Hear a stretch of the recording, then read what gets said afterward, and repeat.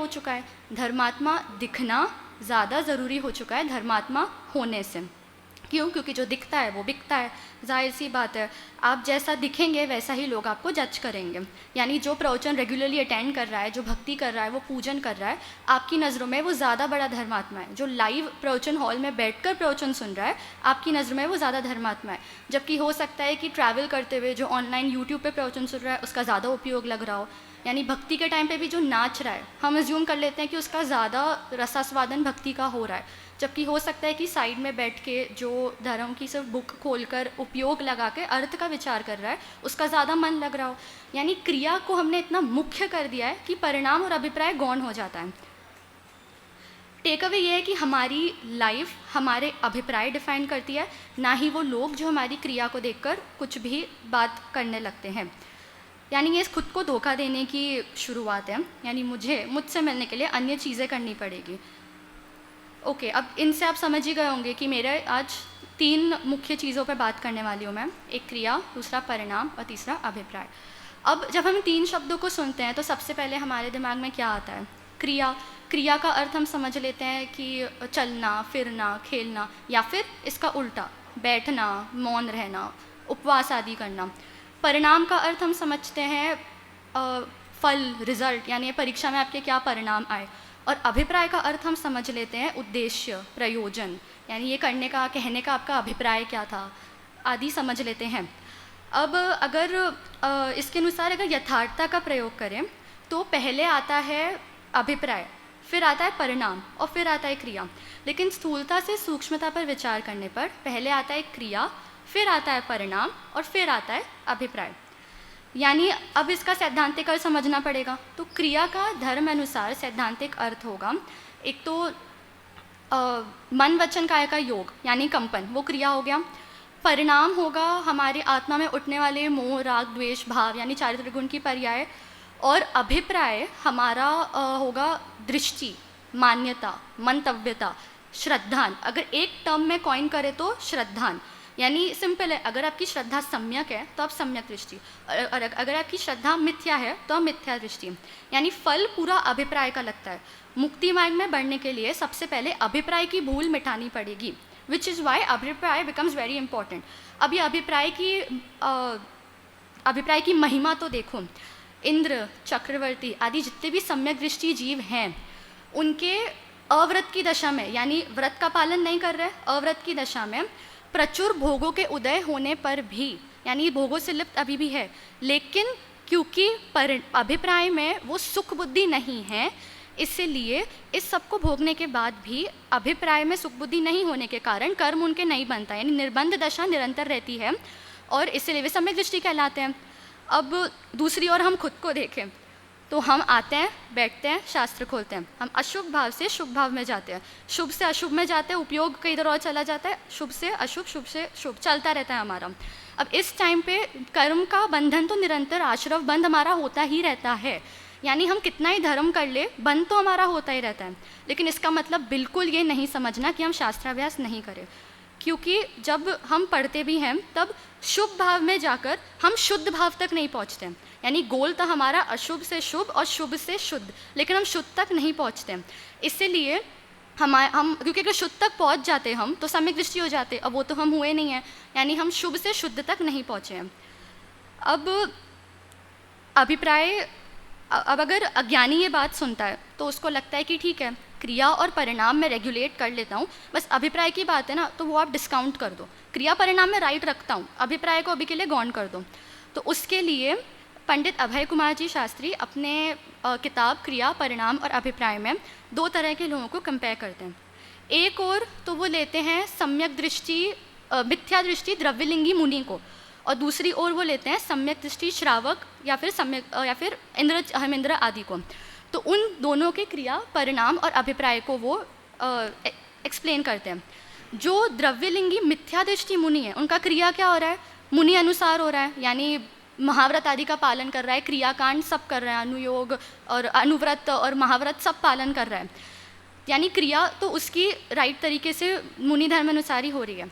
परिणाम उसका क्या हो रहा है? परिणाम अगेन क्रिया अनुसार हो रहा है, यानी भोगों से उदासीनता है, लेकिन फिर भी मिथ्या दृष्टि क्यों कहलाता है वो? क्योंकि अभिप्राय में वो ये मानता है कि ये सब करने से एक तो या तो मैं नरक आदि के प्रतिकूलताओं से बच जाऊंगा या फिर स्वर्ग आदि की अनुकूलताएं मुझे मिल जाएंगी। ये सोच के अगर वो ये सब काम कर रहा है, इससे लिए वो मिथ्या दृष्टि कहलाता है। वहीं दूसरी ओर जो अगर हम खुद को देख लें तो हम थोड़ा, पहली बात तो हम जैसे लोगों का क्रिया मैच करना ही बहुत डिफ़िकल्ट है। अगर क्रिया मैच हो गई, रेगुलर हो गए प्रवचन में, भक्ति में, पूजन में, क्रिया हम निरंतर करते जाए तो परिणाम मैच करना उससे भी ज़्यादा डिफ़िकल्ट हो जाता है। Because whenever you are attending lectures, जब भी आप कर रहे हो, पढ़ रहे हो, धर्म ध्यान कर रहे हो, जो भी कर रहे हो, उस टाइम पे वो सेम चीज़ करते हुए आपका परिणाम भी उससे मैच हो, 1:1 रेशियो, वो भी एक बहुत बड़ा टास्क है। When you mentally also present, ये भी हो जाए, क्रिया और परिणाम भी हो जाए। अब अभिप्राय तो हमारी सम्यक है ही नहीं, यानी अभिप्राय सम्यक नहीं है तो अब जितनी भी हमने क्रियाएं की वो बिल्कुल निष्फल है, क्योंकि पूरा फल अभिप्राय का लगता है। अब जब हम क्रिया और परिणाम, हम जैसे लोग क्रिया और परिणाम को मैच कर लेते हैं तो हम चाहते हैं अरे थोड़ा मंच हो, थोड़ी माला हो, थोड़ी माइक हो, लोग मुझे देखें, लोग मेरी फ़ोटोज़ ले, कहीं तो डाले, अरे मैंने आज ये लर्न किया, मैं थोड़े लोगों को सुनाऊं, देखो देखो मैंने ये याद किया, औरों की नज़रों में थोड़ा तो मैं धर्मात्मा दिखूं। यानी हम तो एकदम ही गौन केस हैं। और दूसरी ओर अगर सम्यक दृष्टि श्रावक, अहमिंद्र आदि को कंपेयर करें तो उनकी क्रिया क्या चल रही है वो तो हमने सुन ही रखा है। भरत चक्रवर्ती का क्या क्या डिस्क्रिप्शन आता है, इतनी तरह के खीर बनते हैं एंड सो मच फूड कि एक दिन में नया खाए तो भी ख़त्म नहीं होती है वैरायटी, एंड वो सब पता ही है। यानी क्रिया तो उनकी ऐसी नहीं है कि कोई देख कर भी बता सके कि ये सम्यक दृष्टि है, लेकिन क्रिया तो उनकी पूरी ऐसी होती है। परिणाम क्या होता है? क्रिया अनुसार होती है, लेकिन क्योंकि परिणाम तो क्रिया से मैच करेगी, यानी परिणाम में तो जैसे क्रिया हो रही है वैसे उनके भाव आएंगे। लेकिन फिर भी वो सम्यक दृष्टि क्यों कहलाते हैं? क्योंकि अभिप्राय में तो वो ये मानते हैं कि ये जो पर पदार्थ है उसमें जो मेरी राग बुद्धि है वो ही कारण है बंध और आश्रव के। यानी परिणाम, अभिप्राय में तो उनकी भेद विज्ञान निरंतर चलता ही रहता है, विच इज़ वाई वो निर्बंध रहते हैं और कभी भी उनका बिल्कुल आश्रव बंध नहीं होता, यानी सम्यक दृष्टि तो रहते ही हैं वो। बताओ ये कितनी पार्शियलिटी है। यानी मेहनत सारे वो द्रव्यलिंगी मुनि करें, सारी क्रियाकांड का पालन वो करे, और यहाँ पर वो मिथ्या दृष्टि जो वो आता है ना भरत चक्रवर्ती का, ये इतने इतने हाथी और इतने करोड़ घोड़े, लेकिन फिर भी भरत जी घर में वैरागी। यानी वो इतने मस्त सॉफ्ट गद्दे में बैठे हैं, सारे भोग का एवरीथिंग मज़े सारे वो कर रहे हैं, लेकिन फिर भी वो कहलाते हैं सम्यक दृष्टि। और यहाँ पर ये इतना मतलब सारा हॉल का सारा क्या बोलते हैं वो महफिल कोई और सजाता है, प्रवचन कोई और आके कर देता है। यानी सम्यक दृष्टि सारा कुछ नहीं करता है, वो अपने भोगों में लुप्त रहता है, लेकिन फिर भी क्रेडिट सारा वो ले जाता है। अब इसको पुष्ट करने के लिए समयसार की 114th गाथा आती है। दव्ये उवभुञ्जन्ते नियमाजा यदि सुहम व दुःखं वा तं सुह दुःखमुदीर्णं वेददि अध्यनिज्जरं जादि। बनारसी दास जी इसको समझाने के लिए 7 उदाहरण देते हैं। उसमें से एक इस प्रकार है कि जैसे एक दाई माँ है और वो बच्चे को फीड कर रही है, लेकिन क्रिया परिणाम क्या हो रहा है? फीड करने का। लेकिन उस पूरे टाइम अभिप्राय में तो ये मानती है कि ये बच्चा मेरा नहीं है, और सोचती तो उस बच्चे के बारे में जो उसके घर पे बैठा हुआ है। यानी क्रिया और परिणाम कुछ और हो रहा है, लेकिन अभिप्राय में क्योंकि सुख बुद्धि कहीं और है, इसलिए सम्यक दृष्टि को भी उसी प्रकार बंध नहीं होता। यानी तैसे ज्ञानावंत नाना भांति कर तुति धाने, क्रिया को भिन्न माने या ते निकलंक हैं। यानी तैसे ज्ञानवंत, वैसे सम्यक दृष्टि ज्ञानी, नाना करतूति धाने, अनेक प्रकार के करतूति यानी शुभ अशुभ कार्य करते हैं, लेकिन फिर भी क्रिया को भिन्न माने, यानी क्रिया को अपने से भिन्न मानते हैं। या ते निकलंक है, इसलिए अकलंक है, यानी कलंक रहित है, मतलब कलंक यहाँ मिथ्या दर्शन से, इसलिए मिथ्या दर्शन रहित है वो। इसी की नेक्स्ट उदाहरण देता है बनारसी दास जी, जो बोलते हैं कि जैसे सोना है, अब वो जितने ही टाइम पानी में रहे फिर भी ना उसमें काई जमती है, ना वो सड़ता है, ना गलता है, ना केमिकली रिएक्ट करता है। वैसे ही जो सम्यक दृष्टि जीव हैं वो भोगों से लिप्त होने के बाद भी, क्योंकि उनके वो अभिप्राय में सुख बुद्धि नहीं है, इसलिए वो उसको अपने को इफेक्ट नहीं करने देते हैं और उससे सड़ते नहीं हैं। यानी तैसे ज्ञानावंत नाना भांति कर तुति धानी, क्रिया को भिन्न माने या ते निकलंक हैं। इसके बाद समयसार की नेक्स्ट गाथा 115th, जो ये बोलती है कि जैसे एक विश्व वैद्य है, अब वो उसका काम है फॉरेन बॉडी में से विष निकालना, पर जब वो ऐसा करता है उसका मतलब ये नहीं होता कि वो विष निकल के उसके अंदर घुस जाए। तो वैसे ही जो सम्यक दृष्टि जीव है वो भोगों से लिप्त होता है, लेकिन इसका मतलब ये नहीं है कि वो जहर अपने अंदर चढ़ने देता है। यानी एक तरह से सम्यक दृष्टि के पास वो एंटीडोट है जिससे उसको कभी भी जहर का असर नहीं पड़ता है, जहर मिथ्या दर्शन रूपी जहर का असर नहीं पड़ता है। नेक्स्ट उदाहरण इसी की नेक्स्ट गाथा 116 में वो देते हैं कि जैसे एक आदमी है जो बहुत शराब सेवन कर रहा है, मदिरा पान कर रहा है, लेकिन इस सब के बाद भी उसको नशा नहीं चढ़ता है क्योंकि उसका उपयोग उस ओर नहीं रहता है कि मैं पी रहा हूँ। वैसे ही जो सम्यक दृष्टि जीव है, वो सम्यक दृष्टि ज्ञानी है, वो जब भोगों से लिप्त रहता है, लिप्त होते हुए भी, भोगते कदाचित भोगने के काल में भी वो ये नहीं मानता है कि ये मेरे हैं, मतलब अभिप्राय में भेद विज्ञान चलता है। और जब वो इन सब का सेवन करता है तो भी वो मोहरूपी मदिरा पान इसका सेवन नहीं करता, यानी नशा उसे नहीं चढ़ता है। मोक्षमा प्रकाशक का 7वां अधिकार मैं व्यवहाराभासी मिथ्या दृष्टि के प्रकरण के अंदर टोडरमल जी, ये पूरा प्रकरण ही क्रिया परिणाम अभिप्राय का है, तो वो उसमें ये कहते हैं कि और यदि परिणामों का भी विचार हो तो जैसे अपने परिणाम होते दिखाई दें उन्हीं पर दृष्टि रहती है, परंतु उन परिणामों की परंपरा का विचार करने पर अभिप्राय में जो वासना है उसका विचार नहीं करता है। यानी हमारा पूरा उपयोग इस ओर रहता है कि परंपरा की, परिणाम की परंपरा को कैसे मैच करे, लेकिन अभिप्राय की वासना के और तो हम जाते ही नहीं हैं, क्योंकि हमें लगता है कि परिणामों की परंपरा एक बार सुलझ जाएगी तो अभिप्राय अपने आप ठीक हो जाएगा। But it's the other way round, अभिप्राय का भूल मिटाना सबसे ज़्यादा ज़रूरी है। और यहाँ पर अभिप्राय की वासना, वासना का अर्थ यहाँ लेना है ग्रहित अग्रहित मिथ्या दर्शन, यानी वासना अर्थात वो जो सात तत्व संबंधी भूल हमारी चल रही है वो यहाँ अभिप्राय की वासना के अंदर आएगा। अब हम क्या करते हैं, जब हम ये बात सुनते हैं, परिणामों और क्रियाओं को मैच करने के हम इच्छाओं का दमन कर देते हैं, ऑप्रेस कर देते हैं, सप्रेस कर देते हैं, उसे ख़त्म करना चाहते हैं, लेकिन वो ख़त्म होती नहीं है, वो टेम्परेरीली सिर्फ दबती है। कुछ टाइम बाद उसका उदय आ जाता है, वो स्टॉल करते हैं हम, थोड़े टाइम बाद वो इच्छा का फल आ जाता है। अब शायिक सम्यक दृष्टि का ही श्रेणिक, राजा श्रेणिक जो शायिक सम्यक दृष्टि थे उनका ही उदाहरण देख लो कि वो जब वो 7वें नरक गए तब उस टाइम पे नारकी जीव की तरह पूरा व्यवहार था उनका, यानी व्यवहार में तो पूरा दिख ही रहा था, मार रहे हैं, काट रहे हैं, लड़ रहे हैं, हर्ट कर रहे हैं, लेकिन क्रिया और परिणाम वो होने के बाद भी क्योंकि वो क्षायिक सम्यक दृष्टि थे, इसलिए अभिप्राय में तो उन्हें बिल्कुल भी कोई बंध नहीं हुआ। यानी ज्ञानी को उस टाइम पे भी निर्बंध दशा ही विद्यमान रही, उनके बिल्कुल भी आश्रव बंद नहीं हुआ। और क्षायिक सम्यक दृष्टि थे, ऐसे वैसे नहीं, यानी कन्फर्म टिकट टू मोक्ष, फिर भी वो निरंतर कायम रहा, वो भेद विज्ञान। और एक भजन भी आता है ऐसा, चिन्ह मूरत दृग धारी की मोहे रीति लगत है अटापटी, बाहिर नार की कृत दुख भोगे अंतर सुख रस गटा गटी। यानी बाह्य में दिख रहे हैं नरक आदि के सारे कार्य करते हुए, लेकिन उस टाइम पर भी वो भेद विज्ञान निरंतर कायम रहता है। और ये बात हमको अटपटी लगती है, हमको पचती नहीं है, हमें ये पचता नहीं है कि ये सब करने के बाद भी वो सम्यक दृष्टि कहलाते हैं। अब आचार्य समंत भद्राचार्य का उदाहरण तो सब जानते ही हैं, जब उन्हें भस्मक रोग हुआ था और इतना वो ऐसी बीमारी व्याधि थी कि वो जितना ही खाए उनका कभी भी पेट नहीं भरता था।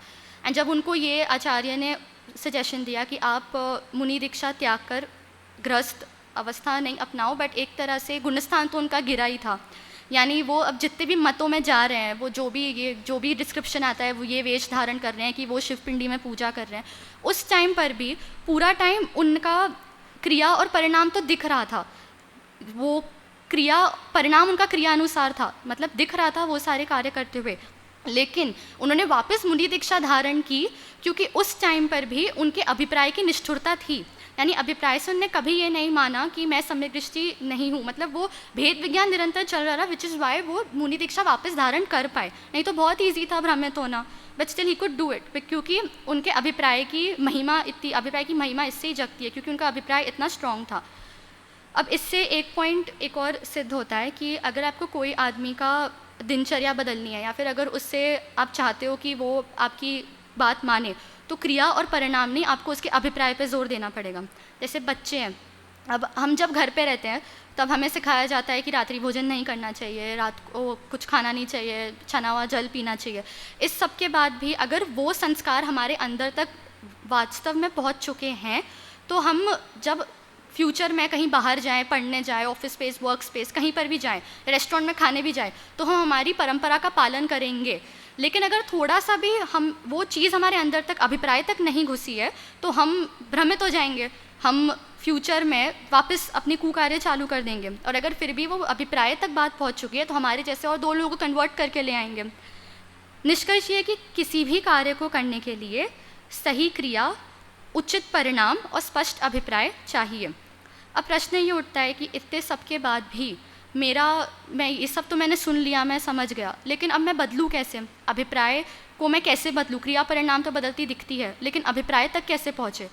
तो इसके लिए उत्तर ये है कि देखो, ऐसा नहीं हम प्रयास नहीं करते हैं, ट्राई तो हम बहुत करते हैं, हम बहुत ट्राई करते हैं कि हमारा उपयोग धर्म में लगे, कि हम भ्रमित नहीं हो, लेकिन इसके बाद भी हम अभिप्राय तक क्यों नहीं पहुँच पाते हैं? क्योंकि जब अनुकूलता का काल होता है तब तो हमें सारा धर्म ध्यान याद रहता है, हमें सब याद रहता है।